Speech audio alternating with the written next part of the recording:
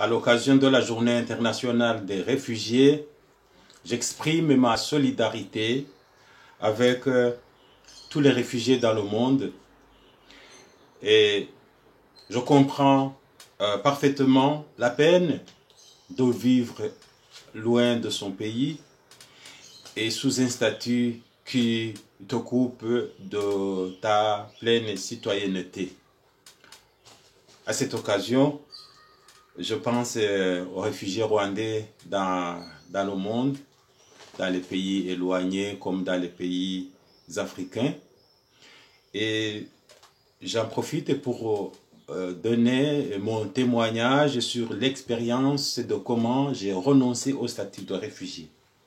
Parce que l'état de réfugié ne doit pas être éternel.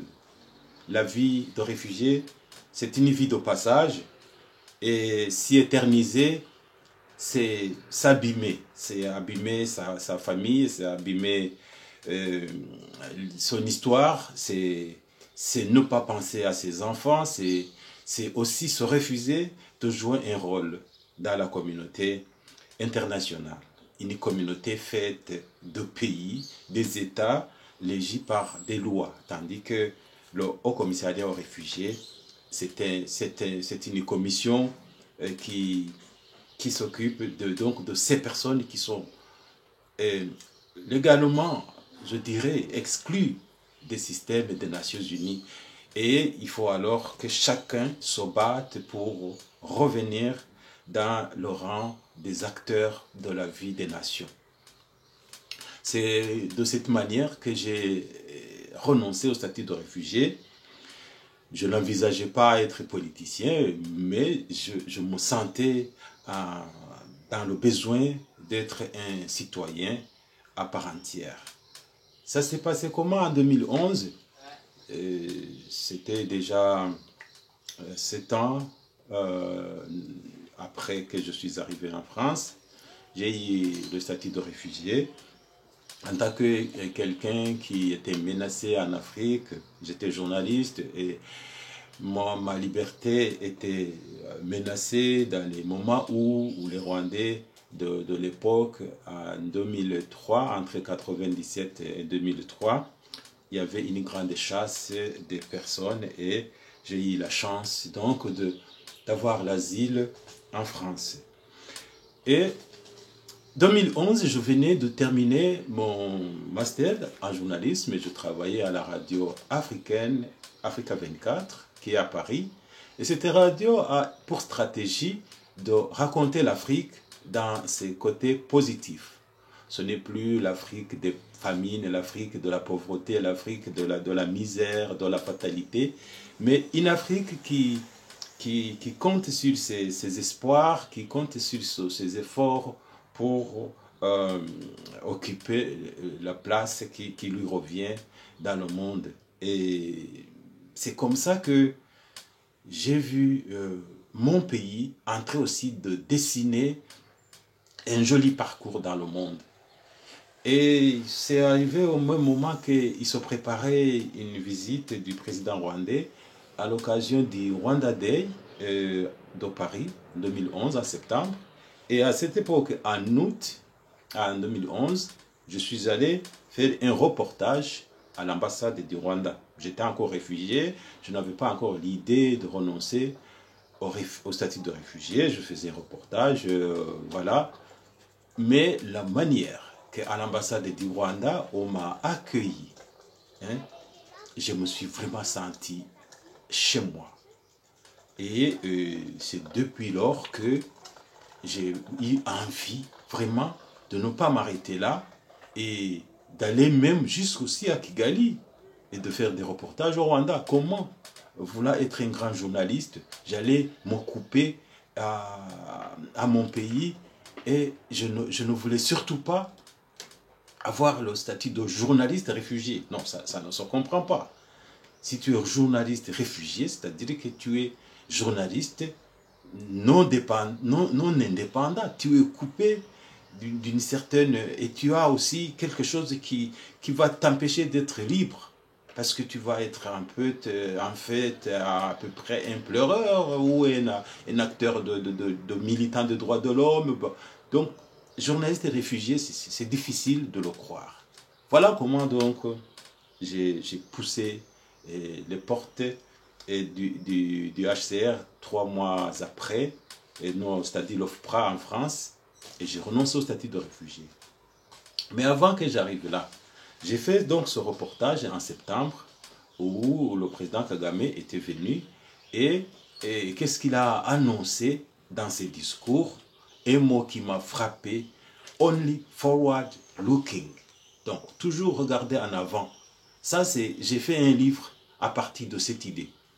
Cette idée, je l'ai fait mienne. C'est une idée de Paul Kagame et apparemment, c'est aussi son idéologie.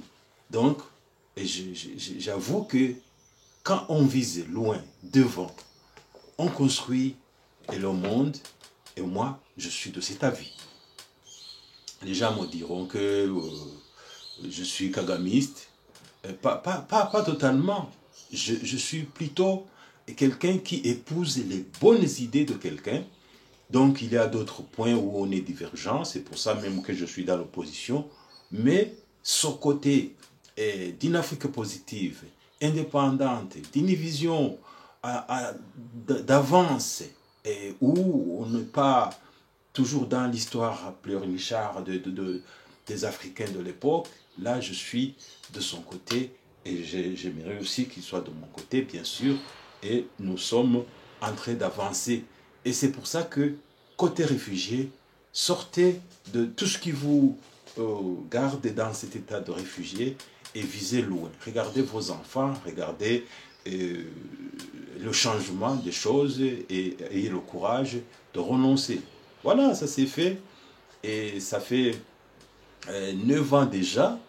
Je suis plus réfugié. Je suis allé demander immédiatement une carte de résidence en France. Et comme tout est expatrié, je suis dans la diaspora. Je n'aime pas qu'on m'appelle immigré. Je ne suis pas immigré, je suis expatrié. Comme les Blancs ou les Européens en Afrique sont des expatriés, nous les Africains aussi, nous sommes des expatriés en Europe. Et ayez donc une idée positive de la diaspora. C'est le début des choses. Mais bien sûr, en tant que réfugié, vous avez une histoire, souvent douloureuse. C'est pour ça que moi-même, j'ai une histoire douloureuse que je reconnais. J'en ai fait un écrit directement quand je suis arrivé en France. En 2004, j'ai publié ça, mais réfugié rwandais entre marteau et enclume, c'est un récit que j'ai raconté au fur et à mesure que je traversais la jungle congolaise, et c'est une autobiographie que je reconnais et que maintenant j'essaie d'actualiser mon histoire par rapport à mon avenir, à l'avenir de notre société. Je vous invite ainsi donc à connaître qui est votre homme politique, Maïmana Philippe. Dans nos prochaines occasions, on va se rencontrer. Je vais toujours vous présenter qu'est-ce que j'envisage pour notre société rwandaise. Ce que j'envisage en résumé, c'est de vous inviter à faire un effort, de renoncer au statut de réfugié et d'entrer dans la danse des mondes qui avancent. Et surtout, pour les Rwandais, la chance que j'ai eue, c'est de découvrir, de comprendre qu'est-ce qui nous lie dans le passé. C'est l'idéologie du passé, ce qu'on appelle l'idéologie du génocide. Qu'est-ce qui nous a amené, qu'est-ce qui vous a amené à l'exil? C'est parce qu'il y a eu un génocide dans notre pays. Mais tant que tu n'es pas responsable, même si ce sont tes parents, mais ça, les idées qui ont amené à ça, c'est du passé. N'acceptez jamais qu'on vous appelle des réfugiés Hutus. Vous êtes des réfugiés rwandais et en vous mettant dans l'idée que vous êtes des réfugiés rwandais, vous allez très facilement vous réconcilier avec votre pays. Voilà, je vous invite. Et c'était ça mon témoignage. Et on est ensemble. Et Deuxième chose que je voudrais vous éviter, chers réfugiés, la plupart d'entre vous sont en train de faire la politique. Quand on est réfugié politique, ça ne veut pas dire qu'on fait la politique. La politique, en fait, c'est fait pour des pays où on est citoyen. On a accès à ça. Vous pouvez militer pour le droit des réfugiés, pour vous rétablir dans votre pays. Et nous sommes là comme politiciens qui avons mis notre pied au Rwanda pour vous écouter, pour vous soutenir. On échange les informations. Mais tous ces partis des réfugiés, tout ce qui s'appelle des réfugiés à l'étranger, ça n'existait pas. C'est des hérésies. Donc il faut avoir le courage de vous sentir libre, mais d'éviter tout ce qui vous distrait. On ne peut pas faire un parti politique à l'étranger, on ne peut pas faire une milice et une armée à l'étranger. Tant qu'on est réfugié, vous vous privez de votre statut. Les pays dans lesquels vous êtes hébergés vous laissent faire parce que souvent, c'est un peu du soutien aux néocolonialistes, à des pays qui ont vu sortir leur partie de population. Normalement, on devait vous empêcher de faire des partis politiques tant que vous êtes réfugiés. Donc, chers Rwandais, venez. On expérimente le renoncement au statut de réfugié. On retourne dans notre pays, où on rencontre les ambassades. On demande le papier de citoyenneté rwandaise. On s'inscrit sur des listes électorales. Après, on échange des débats, des idées politiques et on voit comment trouver la solution politique à vos problèmes. Mais tous ceux qui se disent politiciens, réfugiés, ça n'existait pas. Plutôt, souvent, vous êtes des dissidents. C'est de la dissidence. C'est parce que, normalement, vous auriez dû vous inscrire dans la ligne nationale de votre pays pour faire la politique.